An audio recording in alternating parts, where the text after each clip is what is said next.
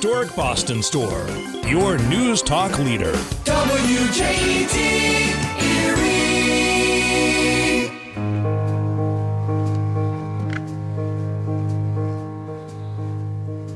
Well, good evening, and welcome to Working Hands Radio. This is program number 5 tonight, and I'm Phil Kerner, the Tool and Die guy, and I'm your host tonight. It's been a lot of fun these first 5 weeks. I just want to say a good welcome tonight to everybody on YouTube tonight. This is the first time we've ever done the program on YouTube. So over the last, those first 4 weeks, still getting our feet wet here in Erie, Pennsylvania. But I can tell you by the rewatches on Facebook and now YouTube, about 10,000 people have enjoyed this program so far, and we don't know who's out there on the radio station here in Erie. So what are we doing here? Well, we're actually sitting in a real radio station here, and the reason for that, of course, was to be able to get this pristine audio that you're hearing now, along with simulcasting this on social media. And again, tonight we've switched over from Facebook Live to YouTube Live. I just want to see how that works. We're, again, still experimenting a little bit here, but if you're in Erie, Pennsylvania tonight, you're getting this live on WJET 1400 AM. So as usual, we're broadcasting here from the historic Boston Store down here in the heart of downtown Erie. And if you saw the promo I did before the program, you saw that I was standing under that clock. Well, that's about all that's left of the Boston Store, okay? That's that big clock. And the clock was a big landmark here in downtown Erie, because wherever you went in downtown Erie, your mom would tell you what time to meet her under the clock, right? So you could always get home. And this is a little look at what the Boston Store looks like for those of you guys who are online tonight. That's what it looks like today. And that white car in front of the building there, those are where all the radio stations are. So we're sitting here tonight, again, in the WJET 1400 AM studios, broadcasting, as they say, terrestrially over the airwaves, but through the miracle of technology, also on the internet, streaming around the globe. So back to those first 4 weeks. And again, the number here, if you're in town, 451-1400. If you're calling in from anywhere, just add an 814 in front of that, 814-451-1400. And the phone lines are open. So the reason we're here, and I always want to make sure we talk about that again because we are new, the reason we're here. Erie, Pennsylvania, like many towns across the United States, at one time had a tremendous manufacturing base, right? And all of us watched maybe our dads or uncles go to work, and maybe we did it too. Here in Erie, Pennsylvania, my uncles both had very successful shops, and one of them is actually still around. And then I had my own shops for a while. And we were big on not only general machining, but tool and die was the king here for many, many years. Well, as we sit back and we watch the evolution, or the de-evolution, I guess, of manufacturing and what it does to a town like Erie, maybe your town, of wherever you fit the name in, and you look back and you say, wow, what happened? Well, I don't want to be, as I always say, the old guy on the radio, right, talking about the good old days. That's fun, and if you want to talk about that, I'm your guy, right? But one of the things I always want to make sure of is that when you call this program, your host here is somebody who knows what it's like to work with their hands, right? I mean, I estimated on my first program, I think, these two hands have probably built over $20 million worth of products, and those products alone, the injection molds and dies I built, pumped out millions and millions of dollars more in products. So I'm very proud of that part of my legacy. And so, yes, talking about history is a lot of fun. There is a lot of great stories in the tool and die shops. We could talk about them all day. But where are we going next? And that was the purpose of Working Hands Radio. Over the last 7 years, I've spent a ton of time online, on YouTube particularly. I was afraid all the knowledge I had accumulated for 25, 30 years in the trade was going to not be used. So I started putting tutorials on the toolandieguy.com and about tool and die making. And that was a lot of fun, but it was one-sided, right? I would do the videos and teach, and people liked that. But between a full-time job and teaching and shooting and editing videos, wasn't a lot of time left for me to interact with my watchers, my students, whatever you want to call them, because of just being too busy. So I understand I could do this from my home right now. I could sit at my home right now and do a podcast. And but that's, again, one-sided, right? That's me talking to you. Now, there's a little way to cheat at that. I could look at your comments like I did a couple nights ago, and that's okay. But this is the Cadillac of communication, talk radio. And again, that's why we're here. You probably heard at the beginning, or maybe you didn't. If you're here in town, you definitely heard a little disclaimer. This is not a production of Connoisseur Media. This is not a production of WJT Studios. This is a production of Phil Kerner, okay? With the help of some sponsors, we buy the airtime here. Because I believe this subject matter is that important. I needed to get this out, and I needed to get you guys involved. You guys that are out there on Facebook, you guys that are out there on YouTube, this is Erie, Pennsylvania's only evening talk show, only local one for sure. And that was another great reason to do this at evening, because most of us work during the day. It's almost impossible to follow the program or call in. So you guys and gals who are listening tonight are the secret sauce to this program. The call-ins are why we're here, why we buy the radio time, why we have sponsors that want to make sure your voice is heard. One of the people I'm trying to get a hold of here is our congressman. And I don't care if you're from Iowa or Erie, it's our congressman. And I'm really curious to see what he's got to say about manufacturing. I think he's very pro-manufacturing and obviously a very busy guy, but we'll keep working on him and get him in here. So over the last 4 weeks, we've had calls from college students right here in downtown Erie. We've had calls from California. We've had calls from Detroit, Michigan, Milwaukee, Wisconsin, Mississippi, Alabama, North Carolina. I think we had one from Maine. So this is working, right? And, of course, calls locally here in Erie. So we're just getting started here. But, again, this program is dedicated to the trades and anyone who works with their hands. Because I like to say, building stuff is cool. So we're here to talk about where we've been, and but where we've come from, but where we're going next. Again, the phone line's here, 814-451-1400. So, as I mentioned, I am well aware of what this program is about. As I've made it very clear since day one, it's about the trades and that you're respected here. When you call here, again, your host has been involved in the trades his entire life. And a lot of respect for what you guys and gals do every day, because I do it too. But one of the things I want to talk to you a little bit about tonight, and that's going to segue into, we have a guest tonight. We're so well trained in tool and die making and machining and dealing with deadlines and precision products and customers that are unreasonable. We all know the drill, right? Well, sometimes that trains us for other opportunities. So let's face it, you master precision work and projects under extreme pressure and deadlines, and you can handle almost anything. So here in downtown Erie, we've had, there's a lot of downtowns, probably you name it, downtown Milwaukee, downtown Detroit. As people began with the urban sprawl, the downtown isn't the place it used to be. But we all know downtowns are really cool if we can save them. The beautiful old buildings and to bring business back downtown. And it's fun to go from store to store and see different things that you don't see at the mall, right? Well, the guest I'm going to have on tonight, his background is really in manufacturing, and one way or the other. And this is a gentleman who has decided to, over the years, invest right here in downtown Erie.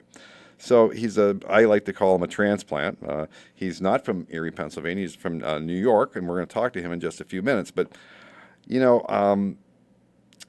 this man, anywhere there's entrepreneurialism, anywhere there's new business, anywhere there's that energy of starting over, starting new, this guy is going to talk to us a little bit about that and what goes into that. I can tell you he has taken the time to buy and renovate two of Erie's most historic buildings that are just a few blocks from here. And without that, little things like that get the neighborhood started, right? Then another store starts. Then another store starts. So it takes vision. It takes hard work. It takes a little luck, maybe. We'll find out. So in just a few minutes, we're going to welcome our guest tonight onto the program and ready for your phone calls also. So we'll see you in just a few minutes. Captain Brad White here, founder of New England Burials at Sea. Because of our well-respected brand reputation, we are so proud that we've grown from coast to coast as people from all over ask for us by name to use our services. You, too, will be impressed at our attention to detail. Many families say, I didn't know you could do this, where, or how to honor our parents' final sea burial wishes. From ash gatherings to full-body burials, we work with all cultures and creeds and can accommodate families up to 6 or larger groups to 400. Our sea burial tributes are respectful, memorable, and affordable, with prices starting at just under $495. Check out our informative website, newenglandburialsatsea.com, and be sure to ask for our free informational DVD. We'd be honored to be of service to you and your family, for now or in the future. So contact us today. Visit newenglandburialsatsea.com or call 877-897-7700. Again, 877-897-7700. newenglandburialsatsea.com. Hi folks, this is Phil Kerner for Working Hands Radio. Let's face it, the last 10 years or so has been one tough ride for American manufacturing. Well, this sponsor of Working Hands Radio has managed to not only get through the last 10 years, but just celebrated their 50th year in business in 2017. Folks, I've been doing this for a long time, and I have to tell you, I've never seen a shop that jumps through more hoops to keep their customers satisfied than Industrial Sales and Manufacturing right here in Erie, Pennsylvania. With over $30 million in equipment on the shop floor, no job is too simple, no job is too complex for ISM. CNC milling and turning, robotic welding, laser cutting, plasma burning, assembly, and powder coating are all done under one roof, which gives ISM a big edge over many companies that might have to subcontract many of those operations out and lose control of the process. Industrial Sales and Manufacturing deals with some of the most demanding customers in the world and strives for continuous improvement on a daily basis. Built in Erie, found around the world. Give them a shot. ismerie.com. Come on in a little bit more. There we go. All right, we're back. Working Hands Radio, and see here if we got Tom in the camera a little bit. If you're going to do it on camera, you might as well get everybody in the shot here. Just a little bit. There he is. So, welcome into the Working Hands Radio studio at WJET, Mr. Tom Kennedy. It's a pleasure to have you in the studio tonight. Phil, great to be here. And also, I can tell you, Tom is one of our sponsors. And let me just talk to you a second about that. You know, whenever you're trying something new in town, you know, it's what's that old saying, a prophet in their own town, you know? And when I talk to many people, they like the idea, but they want to see how it's going to go. And from that point on, it's finding the kindred spirits. Well, I met with Tom, and he was on board like that. And it was truly, how do I want to say it, heartwarming to get your support that quickly, because I know what you do for downtown. So Tom Kennedy came kind of on the scene here, and I'll set the stage, and I think a lot of people in Erie know Tom, but if you're listening online, Tom's just working away over here at GE, right? And all of a sudden, Tom buys the tallest building in town, and everybody's like, who's this Tom Kennedy guy? So Tom, you wanted to tell us a little bit about how you ended up in Erie, Pennsylvania. Where are you originally from? Well, it's interesting. It didn't really happen quite that way, where all of a sudden I had the tallest building in town. I actually had worked for the General Electric Company for almost 10 years and went through their manufacturing management program. Started with them in Syracuse, New York, although I'm originally from downstate New York, where they did aerospace manufacturing. Moved to Schenectady, where we did power systems, and an opportunity presented itself to come here to Erie and work for transportation system. But when I look back on my background, I've always had that entrepreneurial spirit. I've worked since I was a young person in high school, and it's carried through, really through college and my whole life, that I always liked the idea of doing my own thing. And I remember spending some time really trying to figure out if I was going to do my own thing, what would it be? And I remember being encouraged to just sit and take time to think about what you would do if you knew you wouldn't fail. And while I was working with General Electric here in town, one snowy New Year's Eve, we were down for First Night Erie, and I remember looking up at the Palace building. It wasn't the Renaissance Center, it was the Palace building. It had been vacant for 10 or 15 years. And I remember looking up at the building with the broken windows and the trees growing off the roof on the 12th floor, and I remember thinking, if I knew I wouldn't fail, I'd buy that building and turn it into luxury apartments in downtown Erie and start my real estate career. Well, it didn't quite go that way, but kind of close. And I think I applied a lot of my manufacturing background to what I do in construction. You mentioned the, building stuff is cool. I always like to think of the excitement as building. Well, that is also a great way to twist it around. So, so you're at GE, and so you've got this dream about the Palace building, Palace Hardware building, correct? Right. And you're right; it was dilapidated. The windows or pigeons are flying in and out. There's literally what about 8 or 10 foot trees growing out of the top. Oh, they right? were big. They were They big were big. trees growing out of the roof, folks. I mean, it was a mess. So, I'm assuming you were married at the time. I was. So you go to Kim. Yes. You've got this great job at GE because GE jobs are great jobs, especially if you're in management, back in those days especially. And you're like, I'm going to do it. Is that what kind of happened? You said, I'm going to do it? Yeah, a little bit. You know what happens is you always know when there's like something missing. As much as I respected the company, I enjoyed the jobs, my career was definitely on the upswing, I just always felt there was something more. And one of the things I did when I was out there, I started talking to people who had been doing what I was doing for 10 or more years beyond. And almost without a doubt, everyone had thought about doing something, and there was always a reason not to do it. And I decided, you know what? When I got the idea to buy the building and try to convert it to luxury apartments, I figured, you know what? If I make it, great. If I don't, I can go back to GE or another company and work. So, I mean, I didn't dwell on that a whole lot. The thing that I didn't realize at the time, that for me, my strength was in not knowing what I didn't know. I think some of the challenges people often have is they're too aware of what might go wrong or what they don't know, and they keep waiting for the moment to just be right. And, I mean, call it dumb luck or whatever. For me, it was I got focused on what I wanted to do, and I discounted a lot of things that probably would have told me maybe this isn't exactly the best move for you. In fact, my dad came out to visit me in the early days, and to him, General Electric was the company. If you were working for GE, you really made it. And when he ever heard that I quit my job to start this real estate, he was concerned for me. But I burnt my bridges and moved forward. How long did it take to complete the restoration of that building? Well, it was interesting. The purchase of the building went far too quick because I remember going into City Hall, and Mayor Savakia was the mayor at the time. And when I told her I was thinking of buying the Palace building, she treated me like, just like a king coming in as the savior of everything. And I'm like, wow, I kind of like this place. Well, what I didn't realize was the Palace building at the time was the number one hazard in the city of Erie, and they were trying to figure out a way to raise the money to tear it down. So when this young guy comes in with the idea of converting it into apartments and saving it, they quickly grasped and made me feel really, really important, and I moved forward. The biggest challenge for me was organizing the project and the financing. It was probably a 3-year project from start to finish to converting what is a 12-story building into apartments. It was an office building and commercial space, so it was a long process. But I have one real funny thing to share with people because, I mean, when you think about what you want, things come into being that you can't even imagine. I was having a really tough time putting the financing together, and I tried dozens and dozens of banks. And one day I got a call from a bank out of Florida that said, we'd be interested in looking at your project in Erie. And I asked the gentleman, why? And he said, I noticed you were from New York. And I thought, first of all, that's an interesting connection because I'm from New York as well. So that sparked my interest. But he said the real reason I decided to take a look at it is a young lady who was a student at Gannon, works in our office. And when it came across the desk, she said, I remember that building. I remember the guy that was there replacing the windows. We should take a look at that project. Now, how can you even imagine stuff like that happening? Did you end up getting the financing? And they ended up financing the project. Wow. So I have to ask, when you walked in there after being neglected for 15 years or so, I mean, how bad was it? It was really, really bad.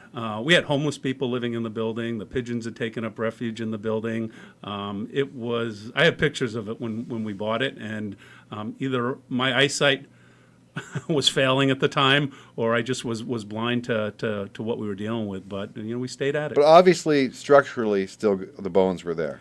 We did it. One of the first things we did is we had a structural engineer evaluate the building. Obviously, that was important. We had an environmental assessment of the building. I had always been a saver my whole life from all the jobs I had, so I had enough money to put the new windows in and come up with a demo apartment on what it would look like. And then we just kept working at it. We just didn't know we couldn't and kept working and working and working until we got to the finish line. So today, as that building stands, I know there's a lot of office space in there also, right? Is it still luxury apartments also?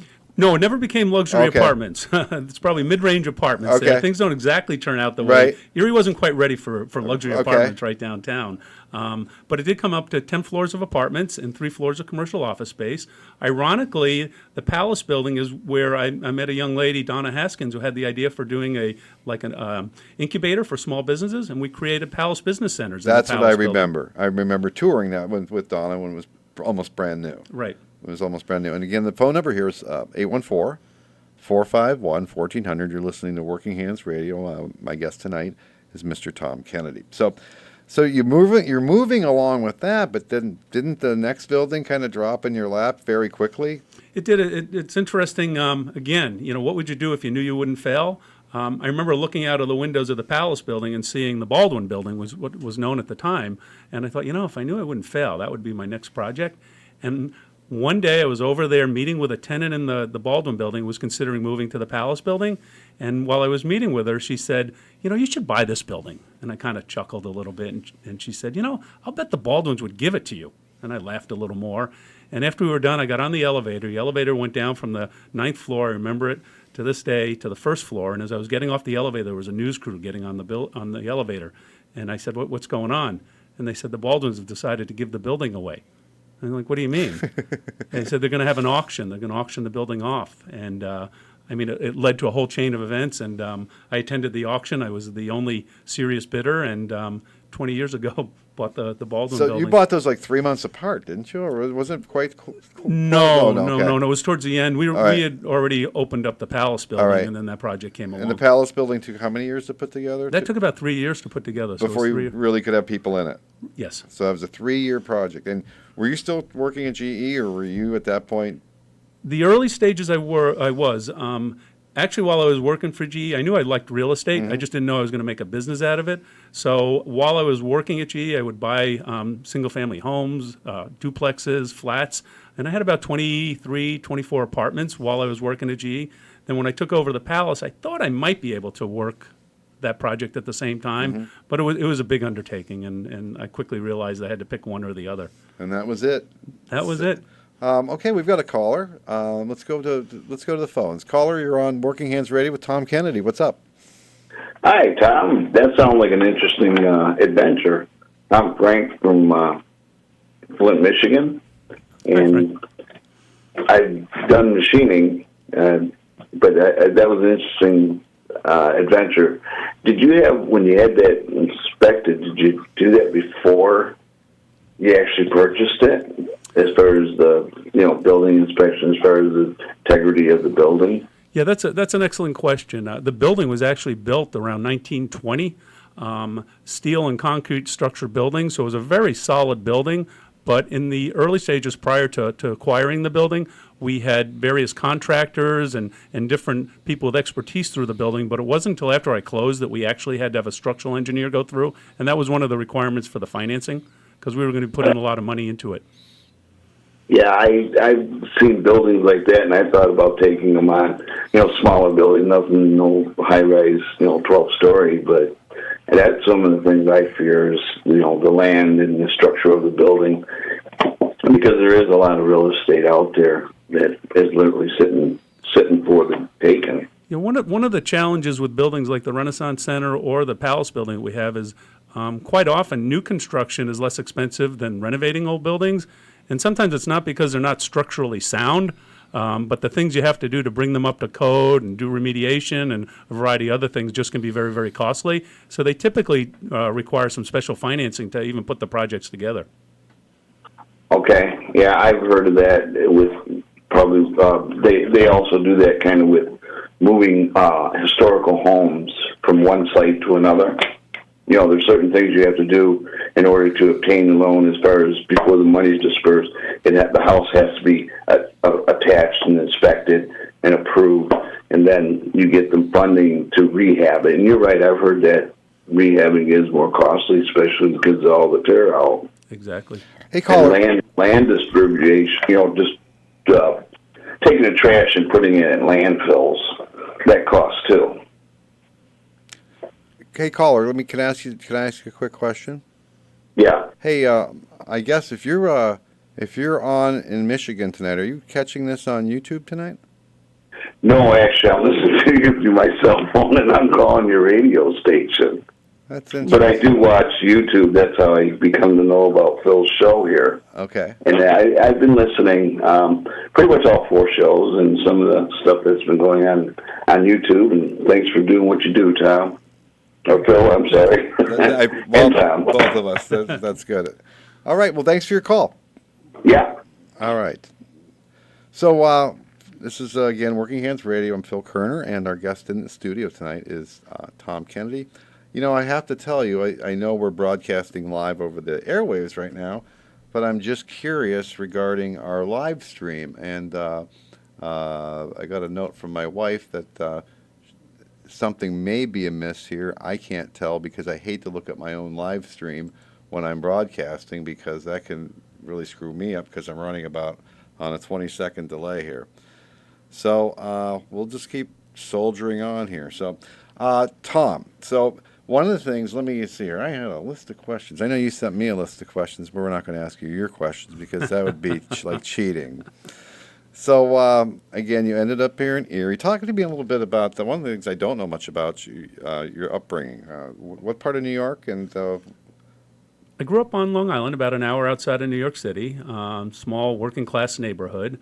I had an older brother and 2 younger sisters and parents that made sure that we knew the value of money, and if we wanted something, we worked for it there. So from a very early age, it started in the neighborhood cutting lawns and delivering newspapers to, getting my first job in a Dunkin' Donuts location there, and then working in an automotive shop, and just doing a variety of things to make money. How often did you get into the big city?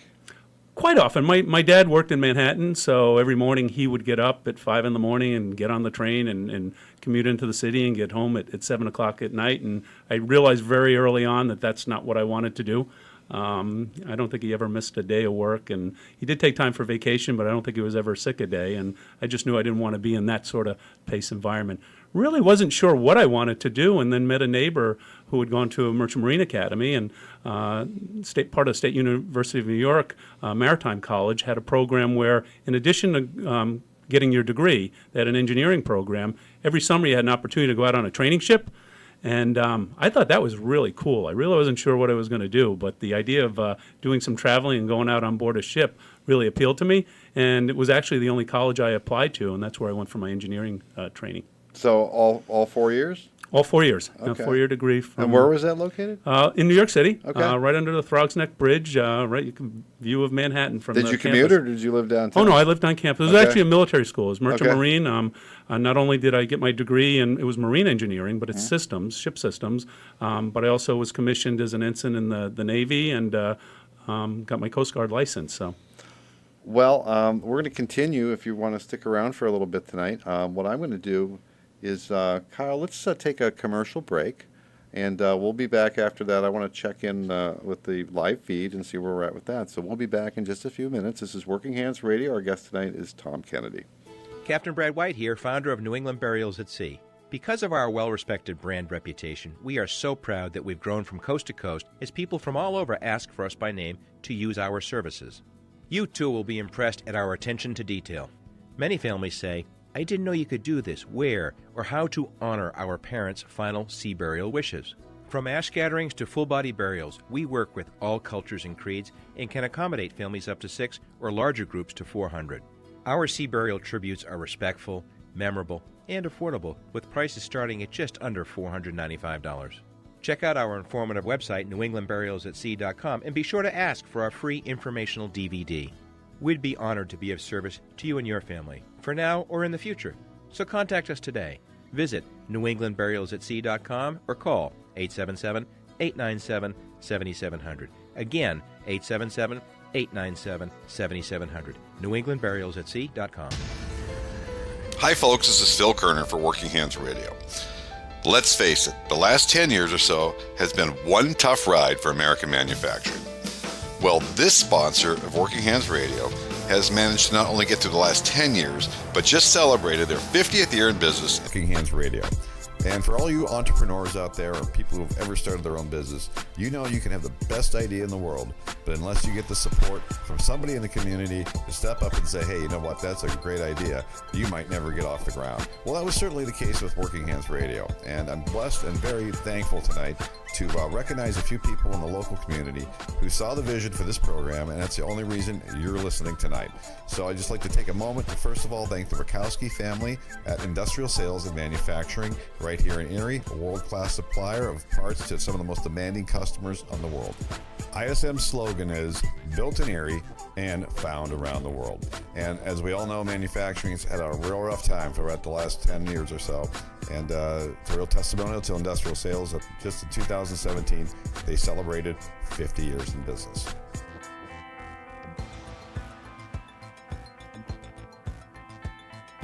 The next patron I'd like to thank is Jack Martin at Duskus Martin Funeral Home. And for those of you from Erie that know Jack, Jack is very civic-minded, is very much involved in the community, the business community, and charitable foundations and works. Jack does an amazing job up there with your time of need, your time of grief, compassion, professionalism. I can personally highly recommend Duskus Martin Funeral Home, and a big thank you to Jack Martin.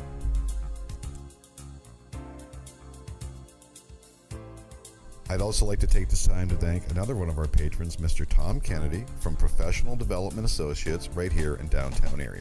For those of you who are from Erie, you already know about Tom's leadership and civic mindedness in the community. We're very blessed and lucky to have a guy like Tom in our midst. And you should also know that Tom will be a guest on this program in the upcoming weeks.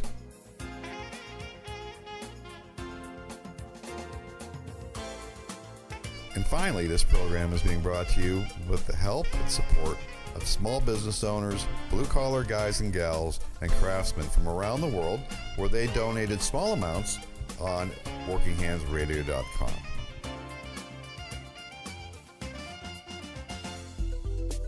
So to learn more about any of these sponsors, just visit WorkingHandsRadio.com. If you'd like to become a sponsor, my contact information is right there. We'd like to welcome you aboard if your company would benefit from having some local airtime or even some global airtime, depending on the business you own. We'd love to have you on board.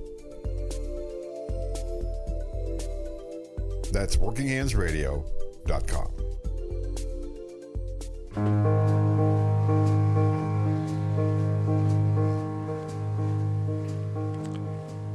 All right, and welcome back to Working Hands Radio. For you folks in Erie, I think everything should have been uninterrupted. I'm very sorry about that little extended commercial break, but had a little technical issue we wanted to take a look at.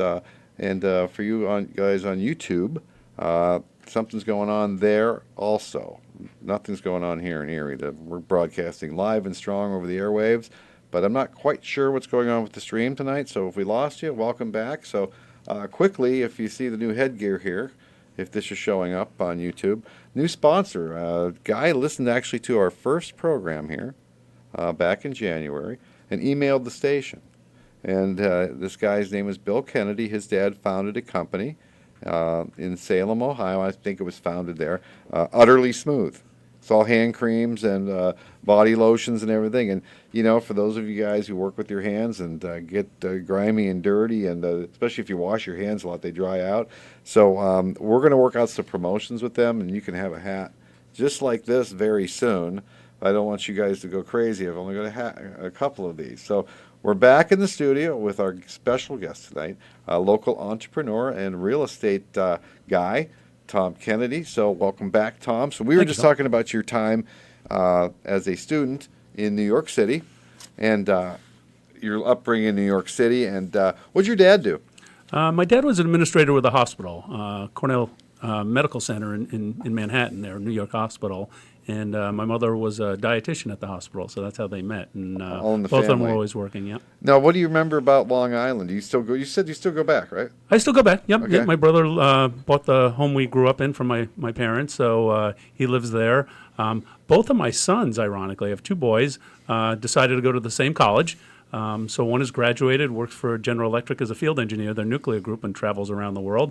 And my second son graduates in May. So still have that connection to the college or my alma mater. And my brother works in Manhattan, and we get back there quite a bit. I can't imagine living in the hustle and bustle, though. You know, just as an aside, I go to New York City like every 8 years, right?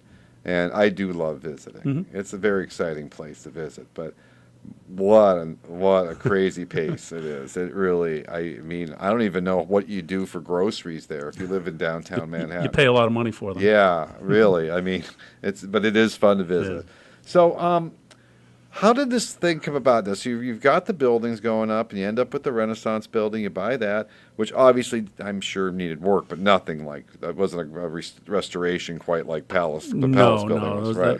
Palace was a complete transformation. The Renaissance Center was just to invest in things that have been let go over the years and get it back to where it could be. Although when I bought the building, it was only 20% occupied.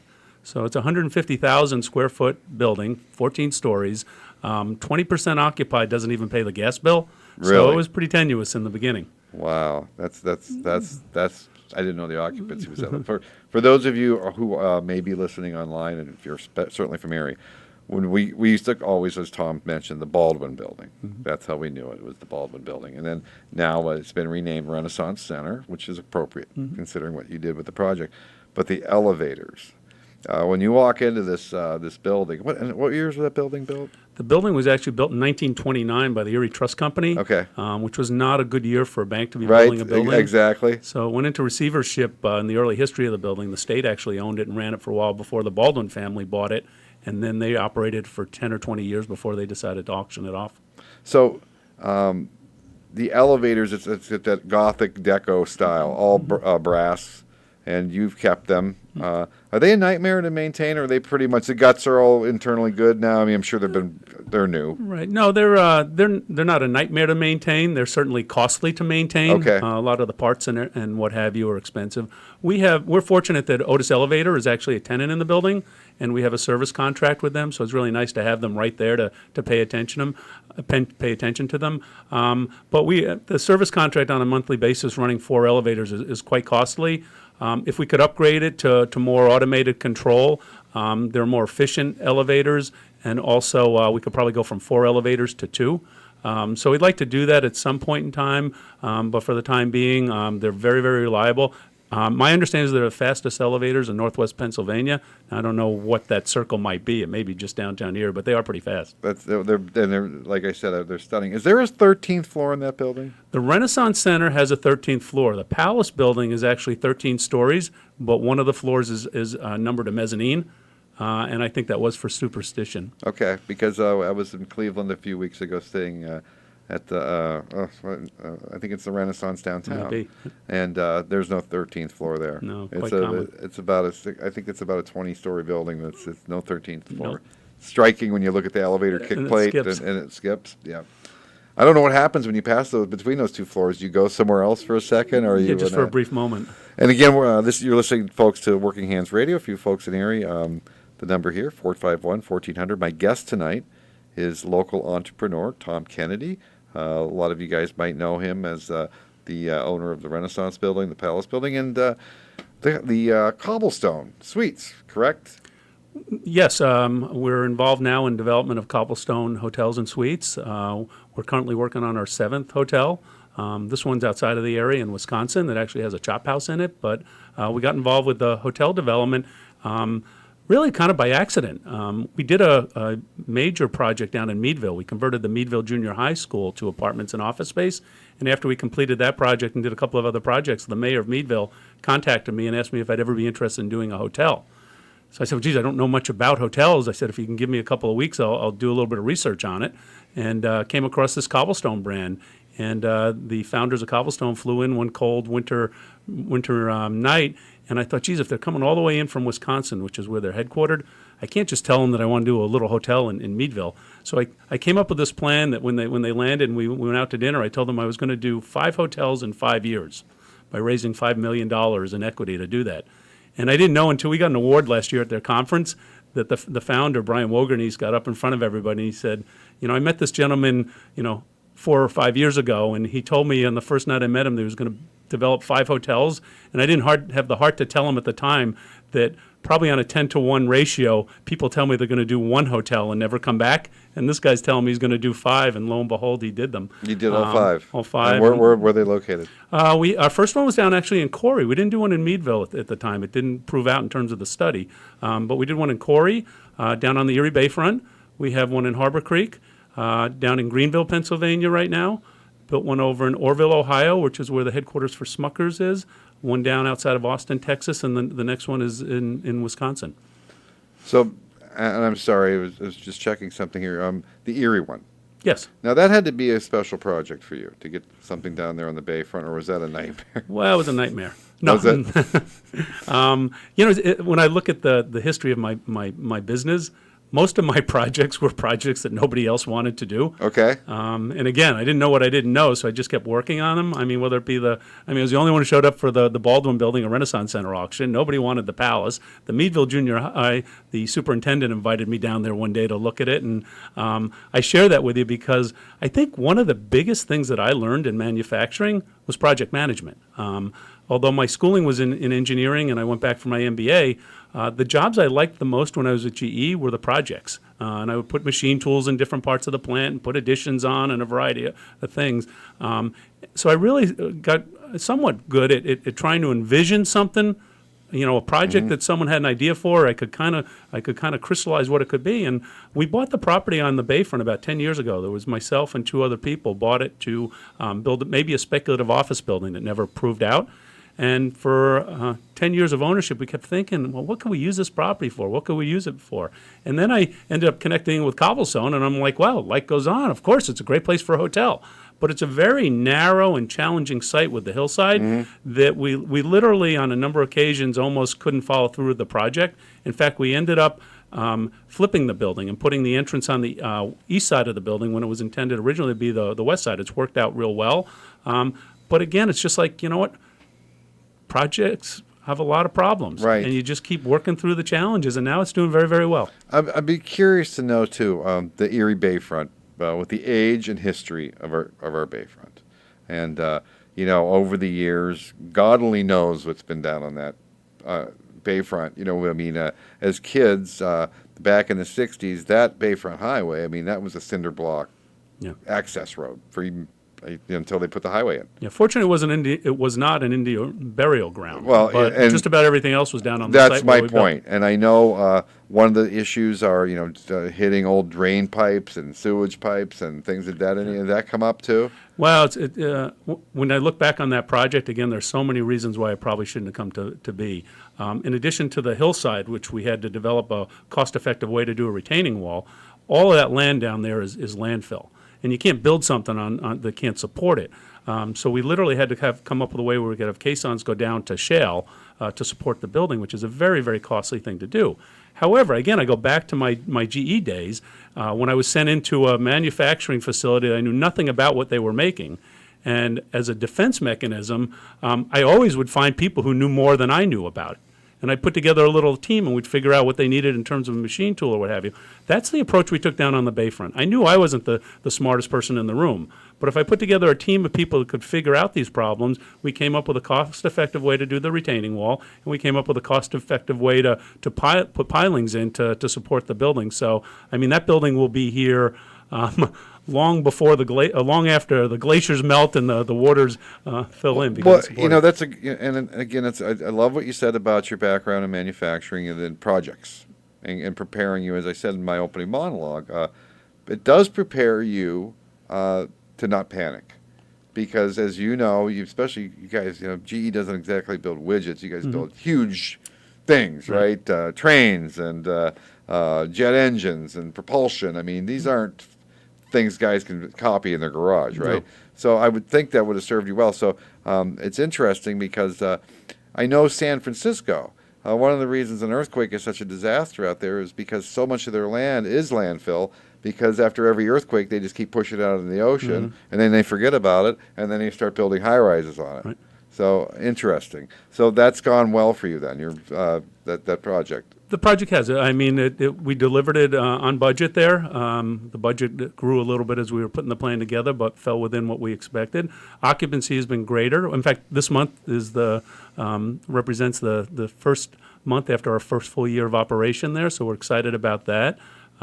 Just I think it represents a good product for down on the Bayfront. And reality is we manufacture buildings. I mean, they happen to be hotels in that stream. We've done medical facilities. We've done office buildings. But when I look back again to my GE training, I mean, you have to build a quality product, and that people want. And of course, you're dealing with the steel guys, the masons, the A concrete lot of products guys. go into a building. You bet. The finish work. Mm-hmm. Yep. So now I know one of the things after knowing you for over 10 years at least, the positive attitude. You seem to be a can-do type of guy, and we go back to this last project.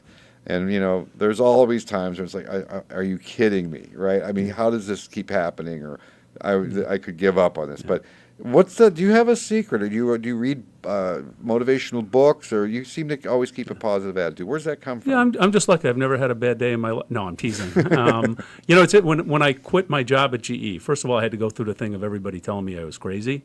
But in addition to my manufacturing experience, I think the best job I ever had in terms of learning how to deal with challenges was I worked for a company, Ingersoll Rand, right after I graduated from college, and I was a sales engineer. And I worked out of my home. I lived in New Orleans on one of my assignments and covered a couple of states. One of the things I got really good at was listening to motivational tapes.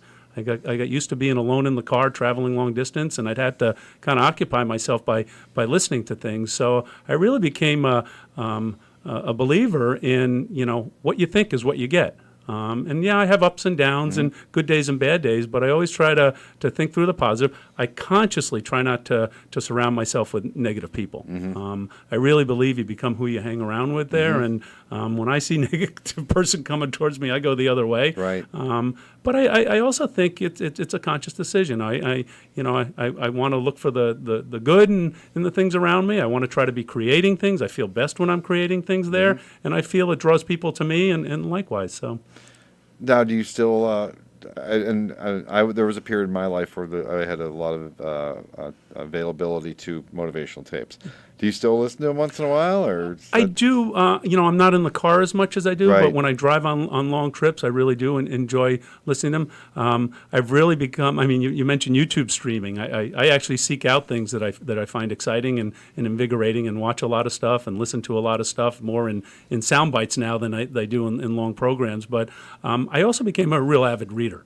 When I started my business, I read it, got my hands on everything I could about real estate developers and entrepreneurs and business people, to the point where I actually taught entrepreneurship at Penn State and Gannon for a number of years. And now one of the things that excites me the most is when I look at the Renaissance Center, we've transitioned from traditional tenants in the building to now within the last year we've had 30 entrepreneurial businesses moving in, and these young people that are coming there with their ideas. We have we've extended beyond the Palace Business Center to now Radius Co-working Space, which are people that share memberships in facilities, and we have young media companies. And I'll tell you what, I think that's what Erie's future is. It's got a history of entrepreneurship, and I think that's where we're headed back now. Well, talk to me a little bit about this heart you have for new entrepreneurs. I mean, you're busy enough with your own businesses, obviously, but you've always struck me as somebody really, that's an important part of your life. Well, it's very important because I think a lot of what makes us who we are sometimes the things that caused us pain in our past. And for me, as I remember people telling me I was crazy, not just people I worked with. I remember when I started on the Palace building, I met with a very people would know the person, a very reputable businessman in town, and he told me not only was I crazy for doing the project, but I was crazy for doing it in Erie because downtown Erie was dead. And I remember at that time thinking, you know what, I never want to be someone that steals somebody's dream. Maybe there are things that I got to caution them on, or maybe can give them guidance on there. But the last thing I want to do is take someone's enthusiasm away from them. And when I look at the people we support, I just get a real rush out of seeing someone who's excited to do something. And if I can encourage them, maybe that's all they need to do that. And if I can give them some guidance to help them around it, it's just, to me, it's like air to breathe there. I just enjoy it. Well, even just that encouraging word from somebody with your success, it just gives them that next step. You don't know where they are that day. That's right. They might have had a rough day, lost a customer, or a bill didn't get paid because a check didn't show up, and the last thing they need is some guy coming up and saying, that's, you probably you should quit that business. Right. So yeah, encouragement means a lot. So Well, and I think what ties into that though is, I'm a firm believer is, your world's a mirror of who you are. I mean, me encouraging other people, it comes right back at you over time there. So it's not self-serving, but it certainly has a positive result. doing your project management, and you're going into this real estate business here in Erie, which brought up you just mentioned that the gentleman said, why are you doing that here in Erie? And that was actually one of my on my list tonight. Why Erie though? Because you've been around the big city, and I know you could buy stuff a lot less expensive here. But I'm sure you did your due diligence and said, if I can fill this place, we can make money here. Right. But Erie was suffering down here. Well, they say if you can make it in New York, you can make it anywhere. If you can make it in Erie, you can make it anywhere.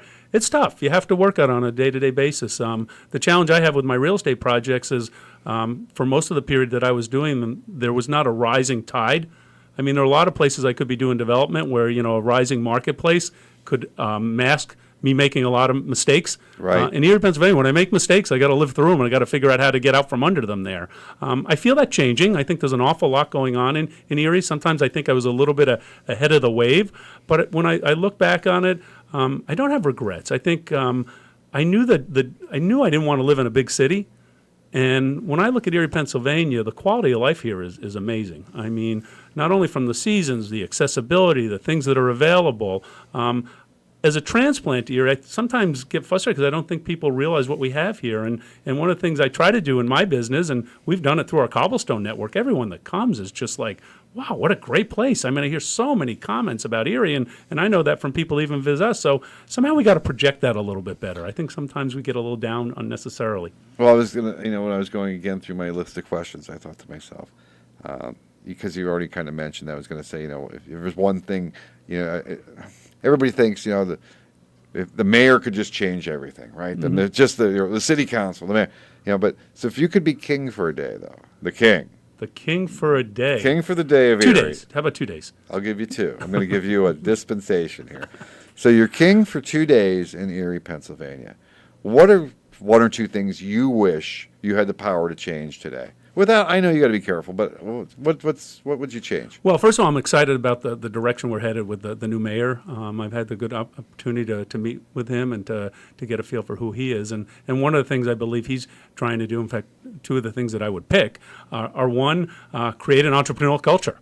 I really believe that, the future is not getting a large company to relocate to Erie because everybody's chasing those. But if we can create a culture and support network to get people to do things, that was the history of Lord and NAMSCO, and we could go on and on with the list. They fed That's off new each idea. other. Yeah, they feed off of each other. The other is we got to improve our self-image. Okay, and I hear sad stories where people will contact us to list a house for sale that was their parents' house, and the family members are living out of the town, and they come in and they want to list it for sale and find out the house is worth half of what it was when they moved away. We have to make Erie a good investment. Our tax structure, a number of the things there that bode well for people wanting to invest, I think we have to work on. But I do believe our best days are ahead of us, and I think if we work on one, promoting the area, and number 2 on encouraging entrepreneurship and those things, I think we can make a real difference. So we'll start wrapping up here. What's the best advice you ever got? Well, I don't know if it's the best advice I ever got, but it's something that I live by, and I got it from Zig Ziglar when I was traveling around in my car as a young salesman. Oh, I've listened to Zig Ziglar. Once you get over his accent and everything there, but he had a saying is that you can have anything in life you want, absolutely anything you want in life, if you help enough other people get what they want. And it's really that you reap what you sow, and I believe that's true. And it's whether it's the encouragement or the guidance or whatever. If we can look out to help, I think it comes back in spades. And you're sitting there tonight. You're a young man. You're a young woman with an idea for a business, and maybe you're in Erie, maybe you're in another small town somewhere. What's the I guess, obviously, depending on what you want to do, obviously, if you want to start a machine shop, you've got some capital investment and things like that. But what would you say to a young man or a young woman tonight that's on the edge, got this great idea for a graphic arts company or coffee shop, whatever. What is there a magic, not a magic wand, but a good place to start where you could say, listen, go look at these numbers, or what would you tell that person that's on the edge tonight? Well, I'd encourage them to do what I did. Is the Gannon Small Business Development Center offers programs for people who have ideas for businesses, and really what that's geared to is to make sure people think through what it is they want to do and then evaluate it objectively. I thought the Palace building was going to be luxury apartments. It didn't end up being luxury apartments, so you have to be flexible and adapt it. But I think that would be, a good first start. You look at the Radius co-working space, if someone is actually already doing something from their home, or Palace Business Center where they're ready to maybe move out but not have a real big rent payment, that might be a place for them to go. But I also seek out other entrepreneurs. I mean, we become who we hang out with. And if you have an idea, get around people that are doing things. Well, I would just like to take just a second here to thank you so much for your time tonight. And, you're welcome. I've always been a big fan. I admire what you do here, and I know I always tease you about owning the tall buildings, but having owned my own businesses, I know that doesn't just happen overnight. I know the work, the planning, the missteps that happen, the things you have to overcome, and you've done it. So very inspirational, and I know you inspire a lot of people in town. I know your reputation is so good here in Erie, and we're lucky to have you here. So thanks for transplanting here to Erie, Pennsylvania, Mr. Kennedy. Thanks, so we Phil. I appreciate it. Great show. So we're going to start wrapping up here, folks, and this is week 5 of Working Hands Radio, and I'd like to thank everybody here in Erie on Jet 1400 tonight that did tune into the program. I'll have to check later when I get home to see how the Facebook Live or the YouTube Live feed went. We'll self-correct on that next week. And again, why we're here. This program is dedicated to anybody who builds stuff, who works with their hands, because building stuff is cool. And as you know, our guest tonight, Mr. Kennedy, he builds stuff. He just builds bigger stuff than most people build. But he builds hotels and he builds high-rises. But you know what? He still employs guys like us, right? The carpenters, the bricklayers, the masons, the iron workers. So for more information about me, Phil Kerner, the tool and die guy, what I do is I teach tool and die making online. So that's at thetoolanddieguy.com for a very small, reasonable lifetime fee. You've got about 350 training videos there that are available instantly. And then, of course, if you'd like to know more about Working Hands Radio, you could certainly go over to workinghandsradio.com, and we've got all the programs listed there. You can either watch them, not sure if you're going to be able to watch tonight's, but we always get a pristine audio recording of each program from the WJT studios here. So those are all up on workinghandsradio.com. Just go to the program guide. If you'd like to support the program, there is a support button. Any denomination is accepted there. If you like the program and like what we're doing here, we always love the support from the guys on the street. So tonight, again, having a guest in the studio always makes it a little easier on me to share the time with. And we'll end with one of my favorite sayings, and that is, a man who works with his hands is a laborer. A man who works with his hands, his brain, is a craftsman. But a man who works with his hands, his brain, and his heart is an artist. So we'll be here next Tuesday night at 7 p.m. Same time, same channel. And I'm Phil Kerner, the Tool and Die Guy. And good night from Erie, Pennsylvania.